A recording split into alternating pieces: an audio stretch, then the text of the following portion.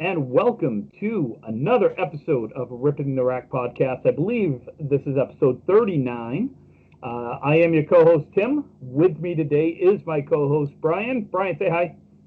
Say hi, Brian. Okay, that's Hi. enough. Just kidding. We do have a special guest today. Special in more ways than one.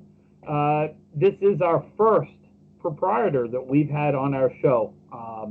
He's also the vice president of the Maine State Candlepin Bowling Proprietors Association, as well as a former naval, I was going to say Navy officer, but you weren't an officer. No, I was a chief. I worked for a living. You work for a living. So I'm going to start right off, Rusty. I got Rusty Neely with me. Some people know him as Russ Neely Jr. Some people might know his father. He kind of was a big deal at one point. He was an okay bowler. Okay bowler. I mean, if you like Hall of Fame bowlers, he was okay, I guess. So I want to start off, first off, Rusty, thank you for serving. It's something that I was not able to do. I bad knees, bad feet, whatever, wasn't able to serve. So thank you. I appreciate your service to our country. So I'll say that right up front. Well, thank you. It's an honor to serve something bigger than yourself. So I would agree. So, Brian, how are you? I'm good. Another fun week starting here. Not that busy. Big snowstorm coming tomorrow. Not looking forward to that. Yeah, can't wait. I love it. I know Tim does. Tim loves the snow. Are you going to do Weatherman Tim? Are you going to do Weatherman Tim for us tomorrow on Facebook Live? It really depends on... We're supposed to get a foot. I know, but it's supposed to be over by, morning. It's supposed to be overnight. It's just going to dump on... Oh, no. It's 4 to 6 overnight tonight, and then it's like another 4 to 6 tomorrow. Oh, well, that just sucks big old hairy donkey balls. Not happy about it. But obviously, if I go out and shovel, yes, I will probably do Weatherman Tim because I get like 3 people on Facebook Live that like it. So, and Brian's one of them. And yes. Brian's one of them. So it's a way to make myself laugh. So we're going to jump in. I got a couple of questions from listeners, and I'm going to interpret these questions because it was like the first question was simply put, do you warm up a certain way? And I had to try to think about that. And I'm like, well, I throw right-handed. I think they mean do you have a warm-up routine? That's kind of what I'm thinking. So, Brian, I'm gonna lead off with you on that one. You're a bowler there. Yeah. Typically, it's not a routine, but I tend to do most of the same things in order. Like the balls go up, and then I put my shoes on, and then I get up, and I'll just pick a ball up and just kind of throw it at the line, and then throw a couple that way, and then hit the button. Then maybe take a couple steps and throw, and then it takes me about 2 boxes to get to a full approach. Back when I was 16, I could just rifle the ball when I got out of the car. That doesn't happen anymore. I think your warm-up routine evolves as you get older. What about you? What about you, Rusty? I know you're a bowler.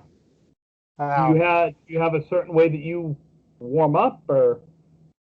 Being a little older than Brian, it takes me a little more than 2 boxes.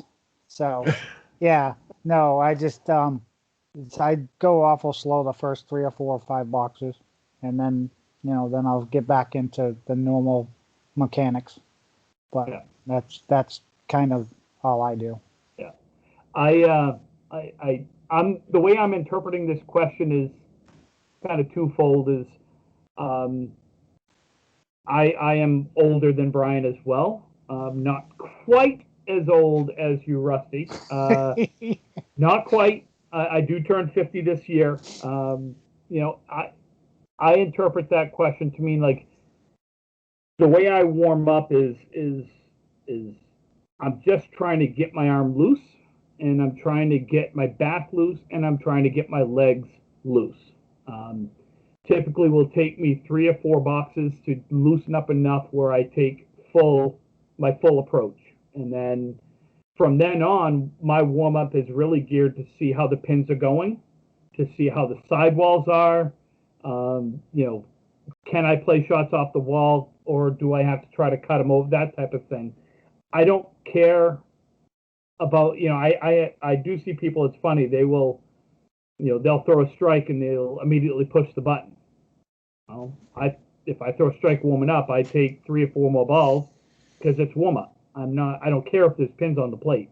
The only time I care about pins on the plate is if I'm trying to figure out the action of the lanes, if that makes sense. Do you warm up differently for League than you do for Worlds? Absolutely. Okay, because I do too. I didn't know if I was the only weird one with two, like a tournament warm-up routine and a League warm-up routine. So what's the difference when you guys? For League, this is gonna sound bad. I don't give a shit. I know it sounds bad, but I look at League. League is my practice. It's my practice for tournaments. So I shouldn't say I don't give a shit, because obviously I care about how I bowl, but I don't take it as serious as I do tournaments. So tournaments, it's a similar warm up, only I am paying more attention to my mechanics. I am paying more attention to the pin action. I'm paying more attention to those types of things. Let's face it. Yeah. With League, I'm there every week. I know the pin action at Oakland Park. I know when I'm downstairs, I might as well just push a button and go home before I even start bowling. Mine's the same way. For League, I'm warming up to get my body loose enough that I don't hurt myself when I try and do this. In the Worlds or in a tournament, the first couple boxes are okay. I can slide. My arm feels okay. Now the next 3 or 4, I'm trying to lock in my routine. Trying to lock in starting in the same spot, stepping in the right spot, just trying to make it so it's just that's what I do without thinking. And that's harder to do in a different house than you used to bowling in my opinion. Yeah, I mean, every approach is different. I mean, if sometimes the approaches are different on every lane in the same house. Yeah, I was talking more lengthwise. Like, yeah, for example, Auburn. Auburn lanes can go. Well, it did go. I don't have to ever step foot in that that bowling alley again. For example, Bangor, the approaches are 14 feet long. Augusta, the approaches are 15 feet long. Is it really only a foot? Because it looks like a lot. Yeah, more. No, it might be a foot and a half or whatever. Stars and Strikes, I want to say they're around 14 and a half or so, if I'm not mistaken. Yeah, I'd guess that. I honestly didn't measure them, but I'd say at least 14 and a half. Yeah. So they're not quite as long as Augusta, but they are a little bit longer than Bangor. Bangor has one of the shorter approaches. So for me, it's where do I stand? Like, again, at Oakland Park, I know where I stand. I don't have to worry about where I'm standing. I don't have to worry about that. So when I look at a tournament or I go to a different house, it's getting those mechanics down of how can I charge the line and not foul? If it's only 14 feet like Bangor, I have to stand all the way back. How can I do it and not hurt myself and get my mechanics right? So I know in my arm swing, I'm not thinking about, okay, I just took a half a step, so my arm swing should be. Yeah. Brian knows when I'm getting that way because I stop. Yep. I will literally you forget stop what you're in my doing. middle approach because I forgot what I'm doing. Early onset Alzheimer's, I don't know. So I hope I answered that question the way that that was. Do you remember the year in Bangor the Canadian teams had tape measures and dots out, and they were like dotting the approaches so they knew where to stand? Yeah, I've seen that. I've seen people. Evan Hobbs used to do this. He would start at the foul line, and he would walk back heel to toe until he got where he knew. I do that, yeah. And then that's where he knew to stand because he had a little bit shorter approach than others.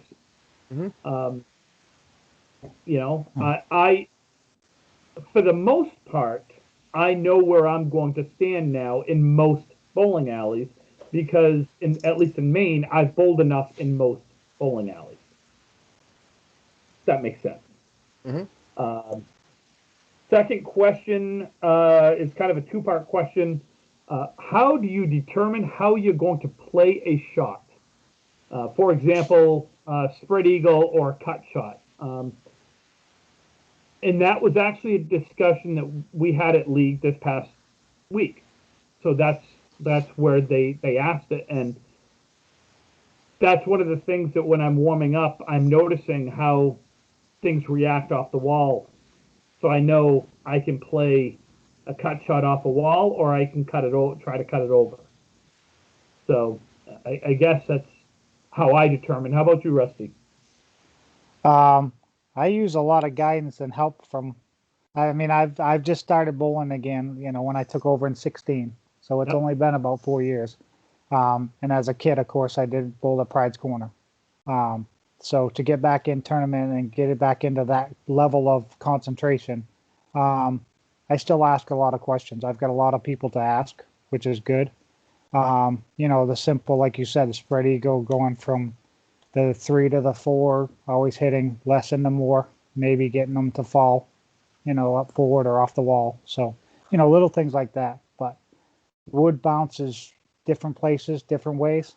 So you kind of, you with the experience, people that have bowled in all the houses for a while. My Nate used to be really good at that. Didn't matter. It's like him playing golf. You know, he knows what he shot 10 holes 50 years ago on hole number 3 or the roll of the ball. I mean, it just, he had that knack. So that's kind of the extent for me. Yeah. What about you, Brad? I depends on how I feel physically, honestly.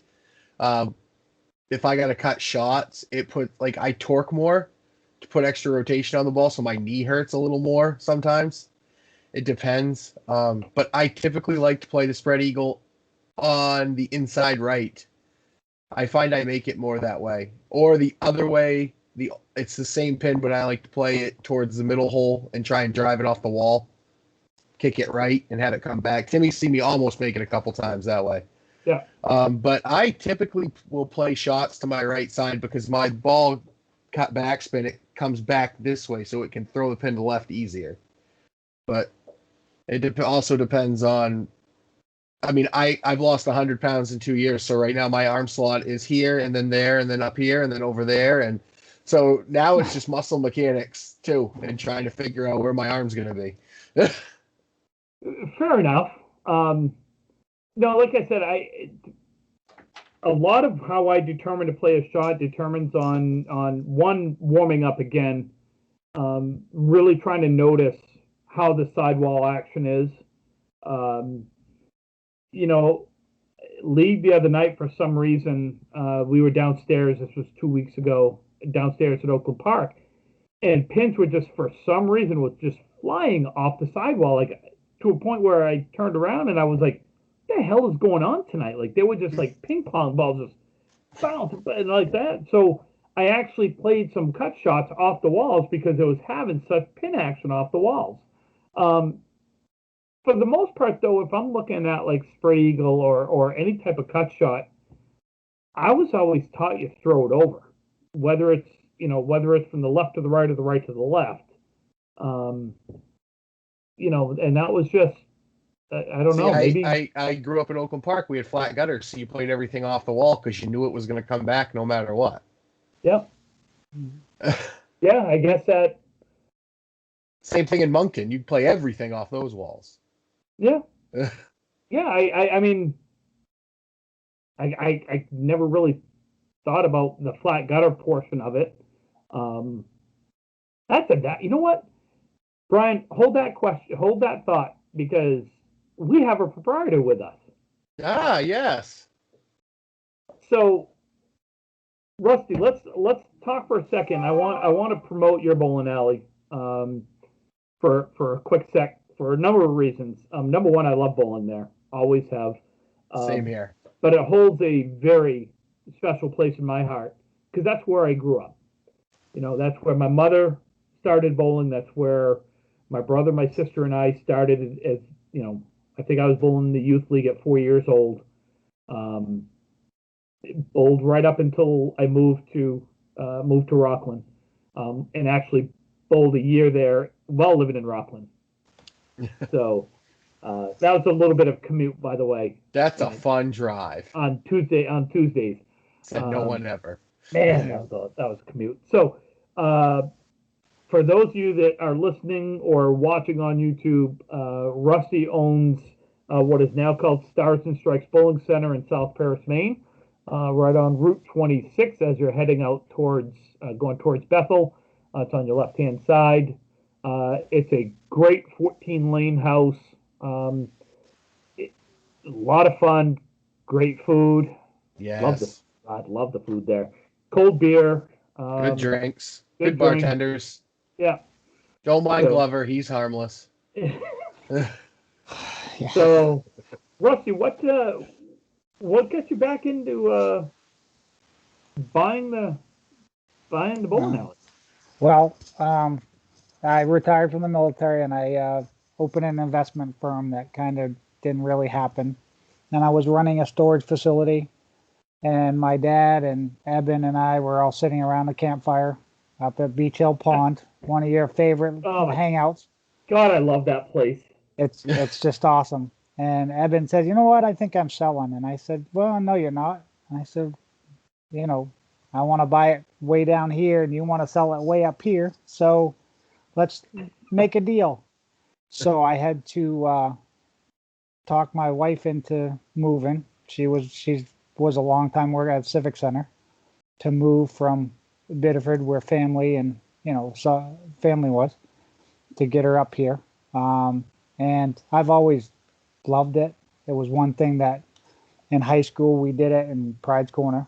Dad quit teaching, and with a little bit of money said, I'm done teaching. So he bought Pride's Corner from the Nappies and borrowed money from him and leased it, and 120 hours a week. You'll hear the stories, or you've heard stories. So that's when Nate and I grew up. We were bowling there. And then like I said, I decided to go in the Navy. I needed a little structure. So the Navy was a great place for me to get a little structure. And then, like I said, I was talking to Eben, and I just thought it was a good fit for me. I knew I could go, 10, 20 years. And they're a great family small business. Yeah. And that's kind of where Jody and I were looking at it. What can we do for 10, 20 years and have fun? We've had our grandson, he's 14 months, and this pandemic he's been a great distraction. We've had the luxury of having him 3, 4, 5 days a week. That's awesome. It's been awesome. So it was giving me the opportunity, and of course I like competitive. I have that Neely blood that just goes with trying to excel. So I might have experienced the Neely competitiveness at a time or two over the last 30 plus years. Yeah. So that's and we've been lucky, like I said. The bowling community has accepted us. I still feel every day I go in, I want to earn everybody's, trust and treating everybody the same. As Dad taught me a long time ago, doesn't matter who walks through the door. You treat them just as much as the person that just left. So it's a cool thing to do. So that's kind of what got us back into owning a small business. Nice. Well, I for one am obviously happy that it's back in the Neely name. When Russ bought it, I can't remember if it was 86 or 87 when he bought it. I was 1 or 2. Thanks, Brian. I graduated high school in 87. So he, it was 88, 89 that he left. Okay. 80, yeah, because I graduated high school in 87, so it was 88, 89, I believe is when. Okay. Because I graduated in '89, and I remember going. It was funny because I still remember to this day. I walked into the bowling alley with my friend Scott. Actually, Brian, you might have met Scott Millett, Sean's brother. I, I don't know. Maybe good lefty bowler, Yeah. good lefty baseball player too. But we used to go down. It was like I couldn't remember if it was junior or senior year of high school. And it was after school. We walked in, and there was this kid, our age, a little older, like bowling. Like, who the hell is this kid? Never seen him before. Never even had a clue. And I was like, I can't remember who was working. Must have been either Ray or Pearl. And I was like, who's that? And they go, oh, that's the new owner's son. I was like, oh, new owners? Like, I had no idea. And that's actually when I met Russ, and when they bought the bowling alley, Oxford Hills at the time, which for those of you that don't know, that was the previous name of the bowling alley, was Oxford Hills Bowling Center, was one of the hardest houses in the state. Like I don't think the place had been done in about 22 years. It just, I think Matt Rich was a high average at the time with like 113, something like that. And Russ bought it and really put the time and the effort into it. And within about a year or so, people started really noticing the scores were better.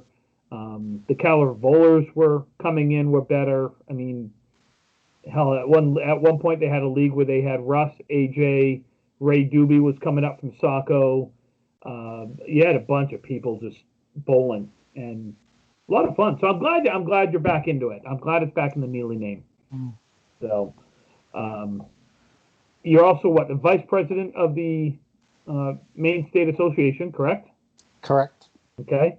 I've obviously not spoken very highly of the association over the last, I don't know, 30 plus years. I don't know. Over the last several years. It's better this year. The few tournaments I bowled in. Yeah. Well, look, Yeah. and it's difficult this year because of COVID. Right. So it is really hard to.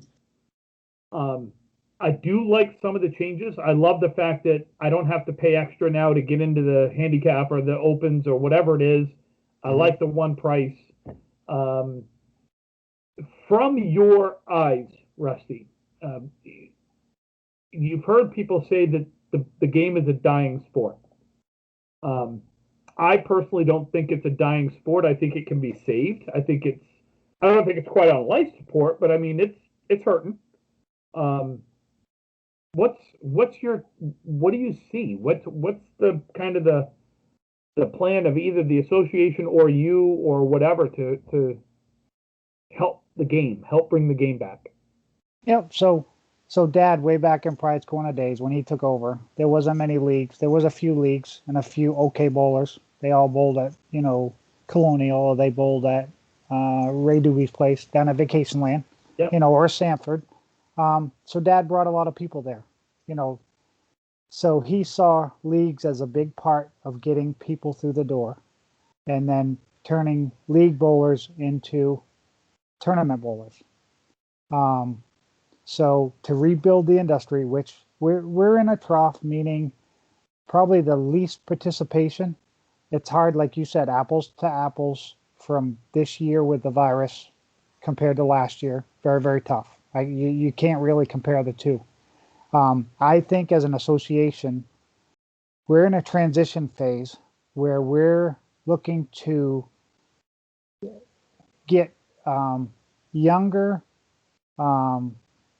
more, I don't know. It's hard to explain. We're all on the same bus trying to make the Candlepin go. Like we had 17 teams last 2 weekends ago. Congratulations, Tim, and the team. You guys won. I saw the write up in the Knox News or whatever. Yeah, pretty cool. Yeah, it's pretty neat. So that kind of cool stuff. That's how to rebuild the industry. The association as a whole is also rebuilding with the industry. Um, the proprietors are getting together, more looking at how we can promote the game. Tournaments have always been a big part of the association, and you'd go to a meeting and it would be tournament, tournament, tournament.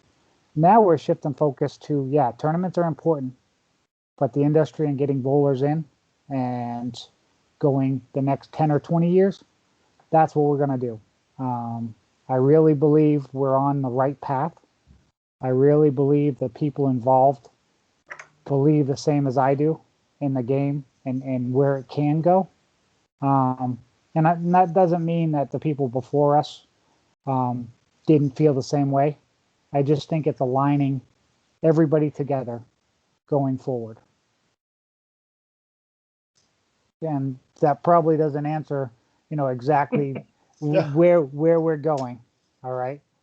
Well, I don't know. I don't know, Rusty, if you can actually answer where you're going, because I don't know as if anybody really has the foresight to look, 5 years down the road or 10 years down the road and say, this is where we want to be. Yeah, but remember, Tim, as a business owner, from the proprietor standpoint, Yep. I do have to look 5 to 10 years. When I took over in 2016, my goal wasn't just to get in to do it and have fun and bowl and make a little money. I looked 5, 10, 15 years down the road for the industry to rebuild. That's where. So yes, I have to plan a little longer. I do have, not that it's a helps in bowling, but I have my master's in finance. So when I project out, you don't want something that's not going to support your family or Right. just barely get by. You want it to grow, and to grow the bowling industry or to grow my center, I have to have more people come through the door, and it's got to be that family fun entertainment that people like to do, all skill levels. And that's, where we're going. Jody and I, we are having a blast. We have created, you had talked about this, a family, a core family group that's slowly getting bigger and bigger. That's what Dad and Sharon did. That's what the Doobies did down at Vacation Land. Yep. The core groups grow and grow and grow. But you have to get in the communities. You have to get out. And as you know, the school programs and stuff have all been cut. We've lost all school programs. No funding for buses, no funding for. So that avenue of, people coming in is not there. So adds a challenge, but it's not impossible. Yeah. And the trick is to get them to keep coming in, not to just get them there once. It's how do you get them to keep coming in after? And I think that's what you said is definitely the right thing. You make them feel like they're family. You make them feel welcome. They want to keep coming back. And then they bring their friends because they have so much fun. Right. That's the overall goal. And Tim, you'll probably know, and Brian as well, my dad and even Evan, they didn't run it for the money. It's not to try to get $10 a string, to try to make $1 million out of the bowl. You're not going to make $1 million out of the small business bowling alley. You're not. But you are going to make a fun living and be in a community and build a family. That's fun to be around. So let me ask you this, because Brian and I have had this conversation a lot. Obviously, when you ride to tournaments and you go to other countries. You spend 5-6 hours in a vehicle, 9 hours if you're going to Halifax. In a vehicle with each other, you tend to have these fairly deep conversations when Tim stops with his dark humor and stuff like that. Doesn't try to flip my brand new truck. I did not try to flip it. That was a snowbank that was out in the way. Anyway, can we move on from that? Yes. Please, for the love of all things holy. So one of the things that Brian and I have talked about is what I'm going to call like the archaic rules of Candlepin bowling. Okay. And that is your deep gutters, your backdrops, your sidewalls, things like that. The attention span of kids these days, and I say kids, I'm talking in general, is not as long as the attention span of when, say, I was a kid, or Rusty, when you were a kid. So you would come to the bowling alley and you would bowl and you would try to get better and better and better. I talk about kids these days, and my son is one of them, where he never got into bowling because he wasn't good at it right from the beginning. Okay, I said, then practice.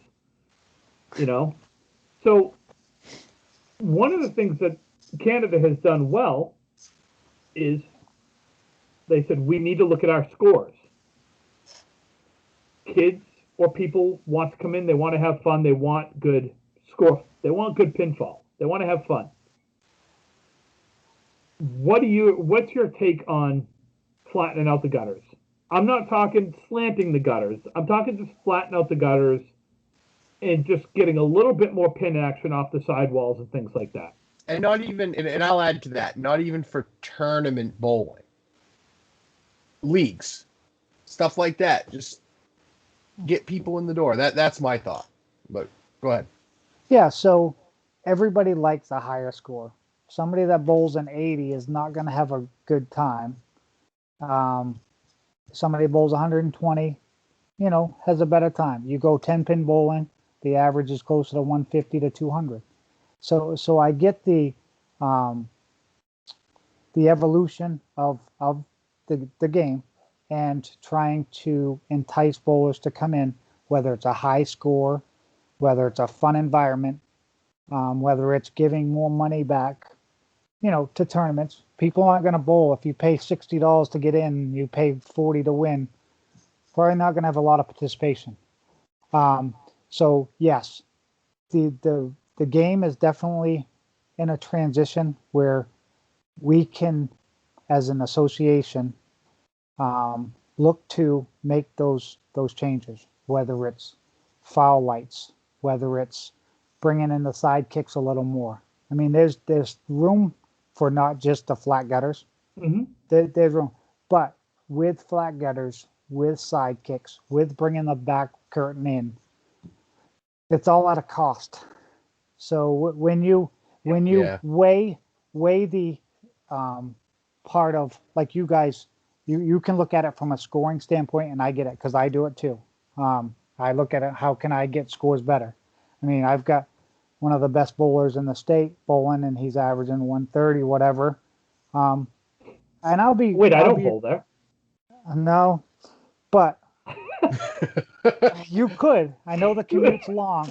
I do have openings in all leagues, so anybody can come from anywhere.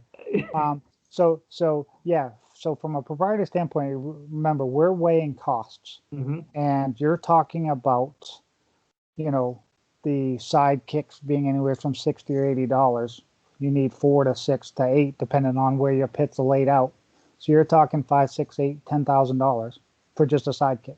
You replace them every year, that'd be fantastic. You're going to get some jumping around. The back curtain, sometimes some stuff will come back, but the gutters. What I think, Tim, what you're talking about, and what I think we can do. The Pro Bowlers Association and the 10-pin, they have a bowler side and a proprietor side that come together. Mm-hmm. One thing I don't think we've ever had in Candlepin is where we've had the bowlers have say in the MSCBA, come into the meetings or whatever. So if we put a group together that says, okay, we're going to represent the bowlers, we're going to do this together, anything can be changed for the better of the game. And if that's what it takes, and remember, it's going to take time. Dad always said, you can't just change it. I can't put flat gutters in there, and yeah, scores may be better. They may not. You know what I mean? If I don't do the plates, or if the side kicks are 20 years old, or the plates are, synthetic and they've got, worn in pin marks.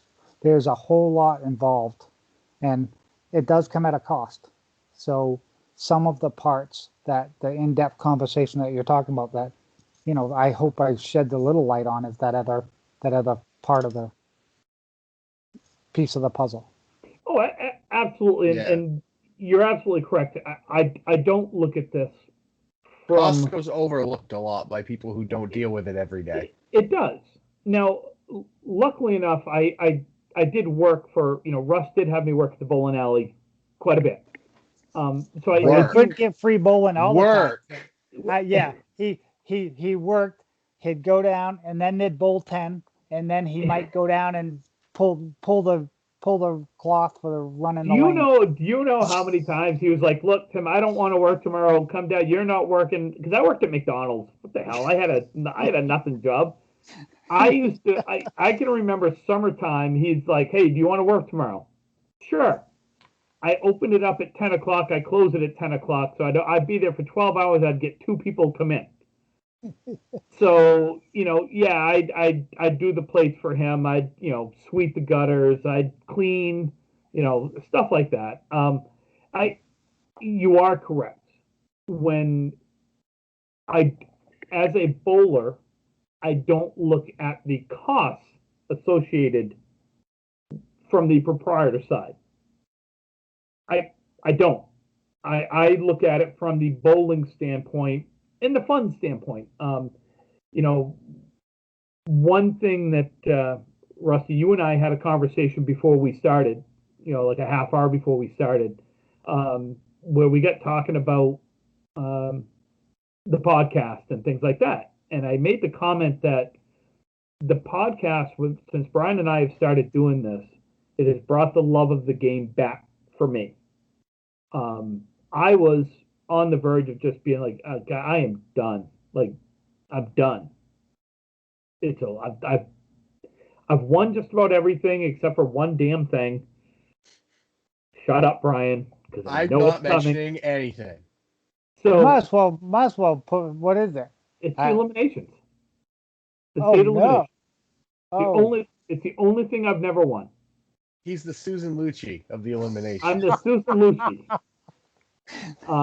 I've got, I don't know, something like the article said I had 14 state titles. I actually think it's 18 or 19. I think I miscounted. There was a couple that I didn't count. house records. House records, state records, pro tour victories. I was done, and I was like, okay, I like to talk. Brian likes to talk. We do this in car rides anyways. We do what we're doing right now is our car rides. Why not get it out there? So it's brought the love of the game back to me. And as I mentioned, that the bowling now to me has become secondary, meaning I still want to win, and I'd like to think I'm still good enough to win, but I enjoy the friendships more. I enjoy the time bowling more. I enjoy this right here. I enjoy the conversations that you and I and Brian are having more than I did. Some of that's because I'm older now. I turned 50 this year. Getting you to bowl in tournaments a few years ago was like pulling teeth. Yeah. No, and Brian, it's funny you say that because I asked him the same thing. I said, what made you come back? Because I've got like Mark Smith. Mark Smith took 10 years off, with everything. So he's now coming back to bowling in tournaments and doing stuff like that. But it takes something, and that's what we have to find. You guys have found this part, which is huge for the industry. I love it. I love doing this every week with Brian. It helps that Brian and I are close. We're he's one of my best friends, so it helps because we do get along and we do have these conversations. Like I said, yeah, we're pretty boring. These are the conversations we have in cars. So I mean, yeah, shocking. No. I am making one more run at some of this stuff because I still have that competitive fire to do it. And I know that my time is short for the game, meaning my competitive time. I'm not going to be a Charlie Milan and be doing this at 70 years old. I'm not going to be Russ at, I don't know what was he, 60 when we won the Worlds, and something like that. Yeah. I just, I physically don't think I can do it another 10 years. So I'm like, okay, how can I promote the game? People obviously aren't going to pay to watch me bowl. I mean, I mean, I don't know. There is some entertainment value. well, well, it depends on how I'm bowling too, for that matter. No, absolutely. Like Oh, there's that happens, entertainment value no matter how well you're bowling. or how bad you're bowling. Right. Oh God, for me, and I'll say it. I was an average bowler when your father bought the bowling alley. 105 average, but your father took me aside and it was like, look, he goes, there's something there. And I would not be the bowler I became without your dad. I'll say it. I've said it before. Brian knows it. I've said it to Brian. True story. What you're doing is what your father did 30 years ago. And it is so frigging cool to me to be on this side of it, to see what you're doing at that bowling alley with Chris and Doug and, Mike Jakes and all of those guys, Michelle. And you mentioned the family, and that's what the sport has missed for a while. Don't leave out Big Papa Joe. Yeah, well, Joe, no, Joe and Glover, and you've got Aaron's, and you've got. Yep. I've got so many families, and the younger kids. We were talking the other day. Chris and Aaron have the 3 girls coming up. I've got little Maverick, even though he's only 14 months. He'll be the next number 1. He's got a little bit of time to go. Colin threw his first bowling ball at 18 months. Yeah, okay, so I got to get at least 17 months in the before. And then Dougie's got his 2 girls. So my youth program is at 25, and it's awesome. That's they're bringing friends in. So to get that back up to 50, where Saturday mornings were full, is where we're going. Same with the association, working for the kids to put that out there to get them in. So there is a lot of potential, and a lot of people still have the Candlepin blood or the Candlepin interest to do, because it is a family event. You go, Chris and Aaron will bring the girls down. They'll sit in their color, and we'll bowl and hang out, and they'll run around. It's a safe place. It's a cool place for them to go. Yep. So yeah, and like I said, I've got the Corey Coopers, the Sam Allen that are right at that, not quite 30. I don't dare to say age because I got to watch Corey Cooper grow up, because I bowled in Brewer 2004 through whatever. And he talks about, with Bob and up there, and how he had so much time. So, those are the things, but that little gap where we're missing, and that's why I think the tournaments, the industry is in a trough, because we did lose a generation or so. Yep. And I think we're building it, and the association's gonna help to do it. So those are, when you talk about where we're going, Tim, those are the things that matter to us. Good. As an association. Do we do everything right? Absolutely not. I will. I'll bring up, some of we're in a transition with scoring and with Excel and with averages and stuff. Things happen. We sometimes overlook stuff, because remember, as proprietors too, we're running businesses, we're paying bills, we're trying to get people through the door, we're ordering food, we're filling Pepsi machine. So to just sit for a full hour to look at an Excel spreadsheet and not miss something. Number one, do. sitting for a full hour is not possible. Well, yeah, that's true. So those are the things, and like I said, bringing a bowler representation in, I think would be the next big advance for us. That'd To be get, cool. Like I a think players association style absolutely. thing with the MLB, yeah. That would be cool. To get a voice, and again, I'm not So- saying me or Brian or whatever, but no, for a Judy. bowler to get a voice, Yeah. and Yeah, it's huge. like I mean, like Judy's always talked about it. Judy Bowden and, Yep. and and Matt Huffs and all the people that really love the game. Yep. And want to see it. I mean, they have children. They want the kids come down on Saturday. They want to go take them to Oakland Park. They want to take them to Stars and Stripes. They want to go down to the Big 20 for the tournaments, and because half the time parents are up back talking, having a good time anyway. Doing exactly what we're doing, telling war stories about how we kick ball returns or won tournaments, or that stuff happens. Look, I will forever cherish the memories that I have growing up with, especially because when Russ bought it, and I think you said 88, somewhere in that time frame, 88, 89, was, I found a sport I could be competitive in. Let's face it, I could play basketball. I was a good ball player. I could shoot. But at 5'5", was I going to make the team at Oxford Hills with 1,200 students? Nope. I could play baseball, but I was like Jackie Bradley. I'd play a hell of an outfield. Nothing got by me. And I couldn't hit.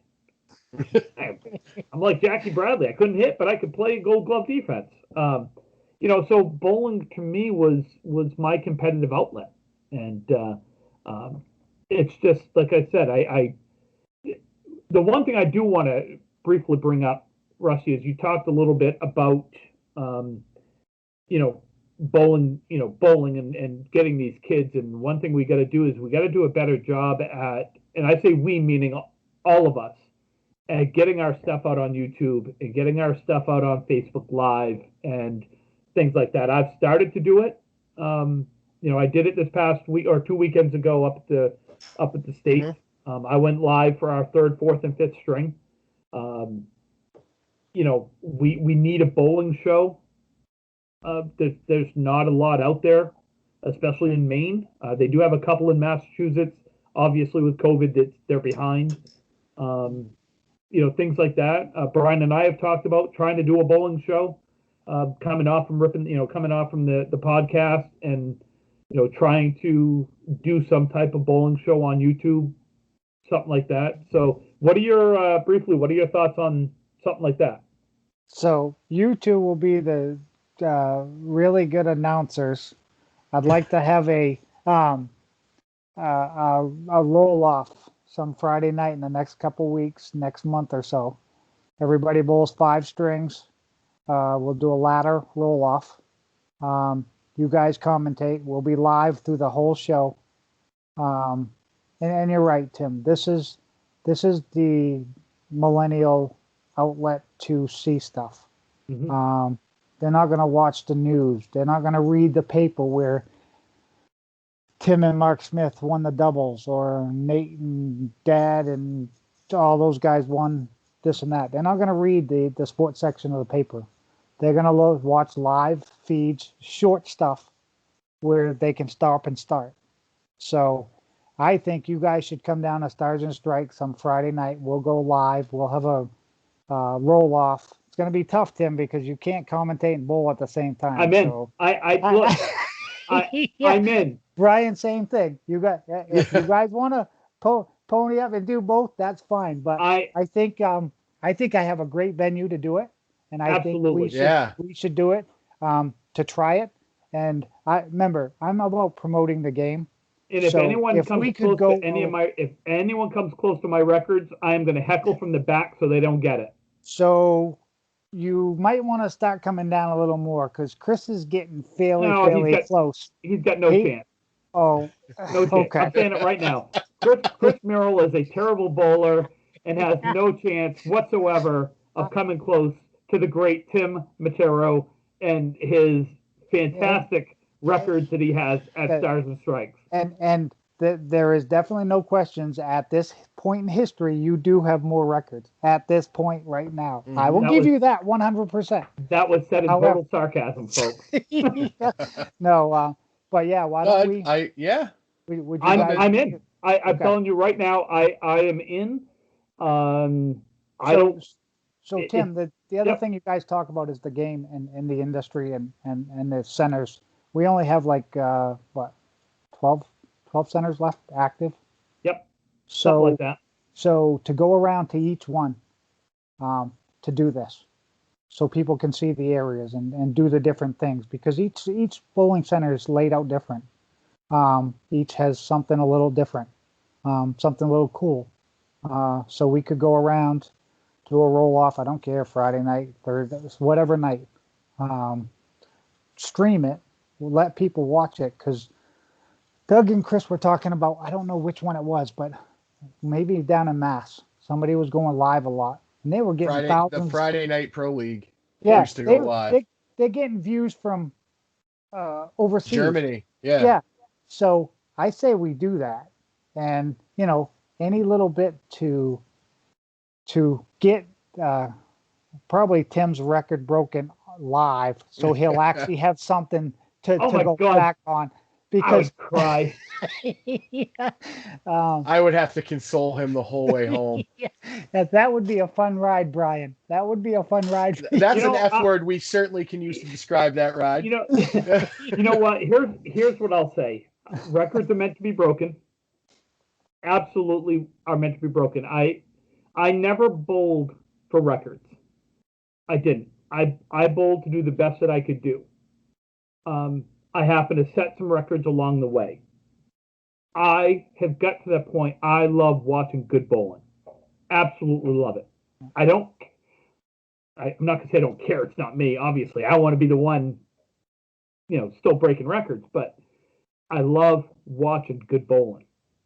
If it's Chris, if it's Doug, if it's Joe, if it's Rusty, if it's you or Brian, or I don't care.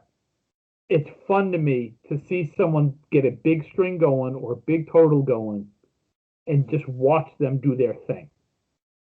So if I'm there and someone's got a chance to beat my record, I'm going to be the biggest friggin' cheerleader in the back, hoping it happens. Well, it's funny you say that. Like Dad and Nate and them, they never talk about breaking records. They're talking about, winning something together with a team or the worlds. There was always that bigger thing. Like when I served, something bigger than yourself, right? So, yeah, but there is individuality where you want to win for yourself. Yep. Like you said, Tim, there is that.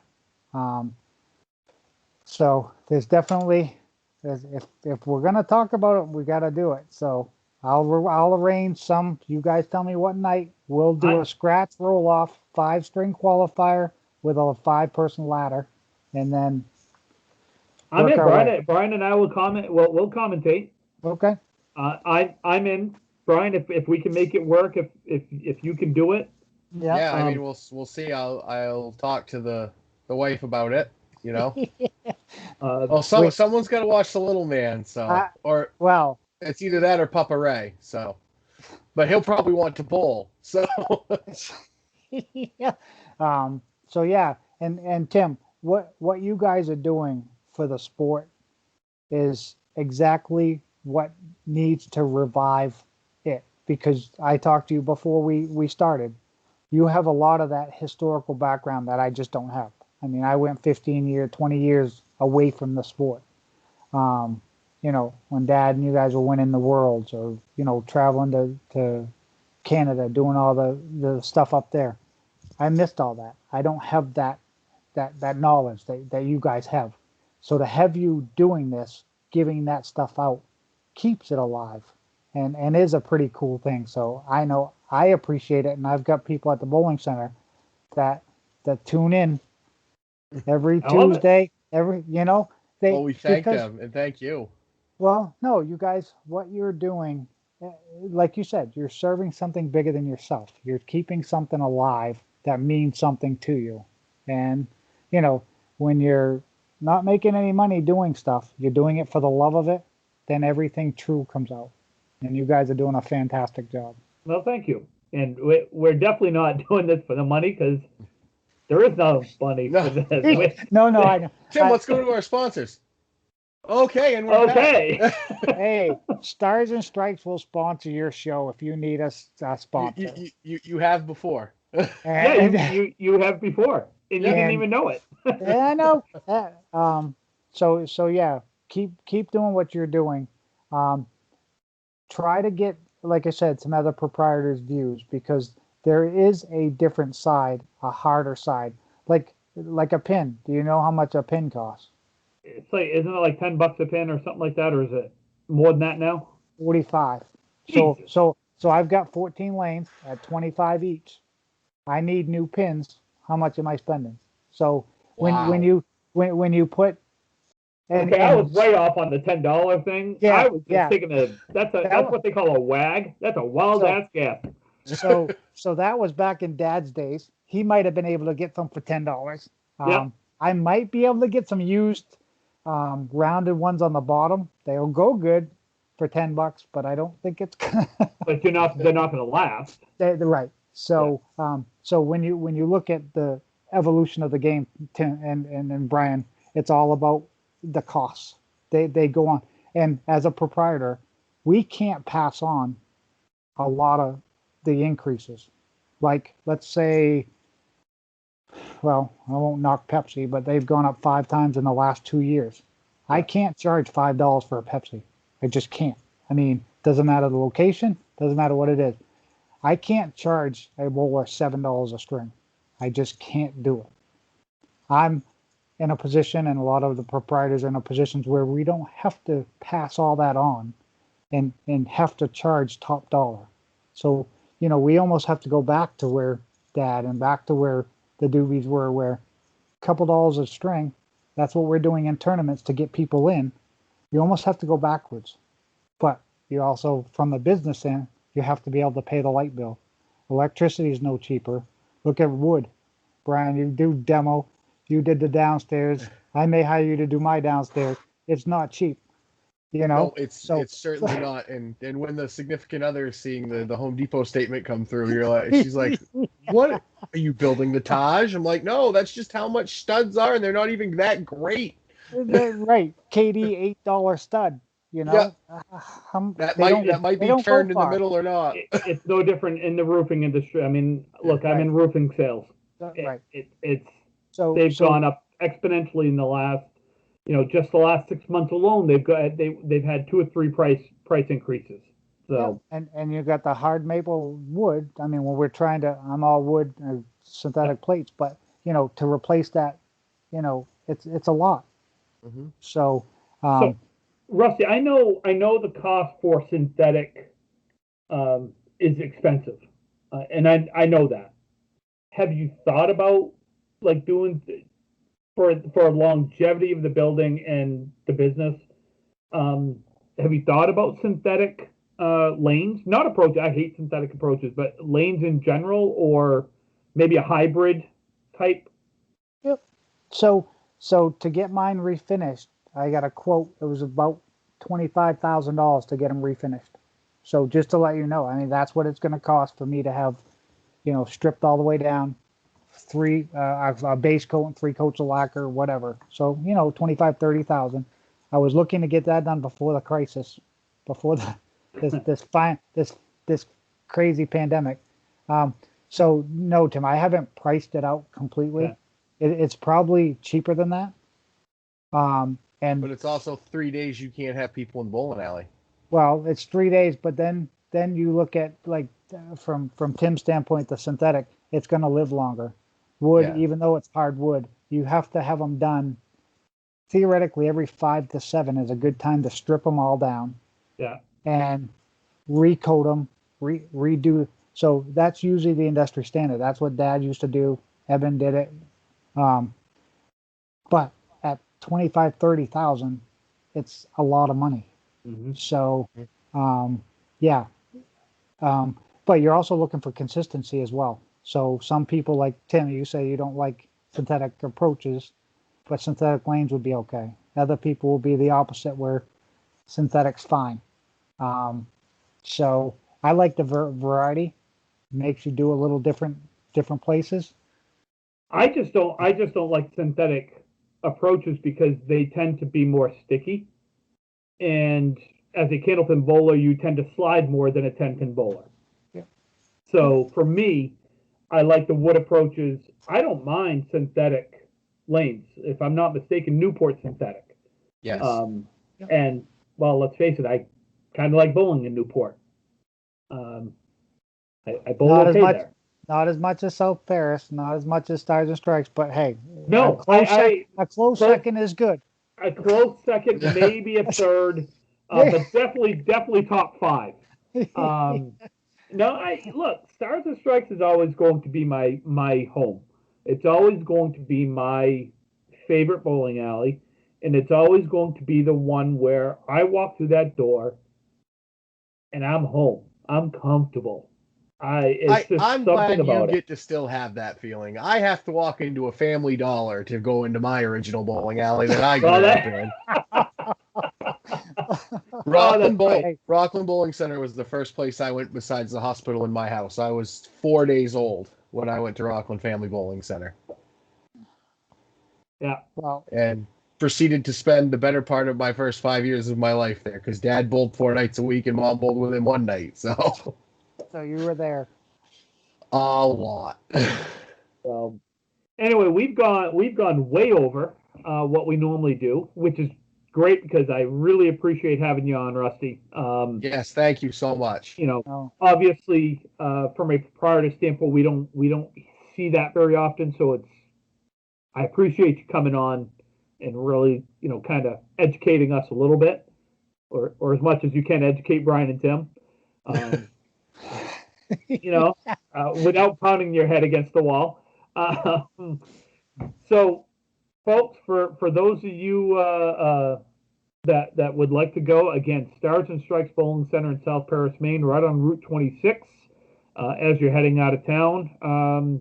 Rusty, what are your hours now? So we've just had the wonderful curfew lifted. So Fridays, Saturdays, and Sundays, it's 10 to 10. And then during the weeks, we've got league. So probably calling or checking the website is probably the best out of the Facebook site. With ever-changing restrictions, we have ever-changing hours. Okay. So. Fair enough. Mm-hmm. I will see you in person next week. Next week? 2 weeks. In 2 weeks. As I am bowling in the Pearson Classic Saturday at 2:00. So I will see you in person. We can continue this discussion. Brian and I will speak for me. I am definitely in on whatever it is you're proposing for, YouTube, Facebook Live, whatever it is. Mm-hmm. I'll talk to Brian. We'll figure it out. Other than that, as usual, folks, send us your questions, send us your comments, send us your concerns to rippingtherackpodcast@gmail.com. You can find us on Facebook at Ripping the Rack Podcast. You can find us at YouTube at Ripping the Rack Podcast, Twitter at Ripping the Rack Podcast. Brian, where else can they hear our wonderful voice? You can listen to us on Spotify, on Anchor, Breaker, iTunes, iHeartRadio, and anywhere else that you consume your podcast media. Excellent. Guys, stay safe. Rusty, thank you once again. We certainly appreciate your time. And again, folks, give them a try if you haven't been. It's a fun place, great atmosphere, good arcade games, good food. Stars and Strikes Bowling Center in South Paris. Guys, have a great week. Stay safe.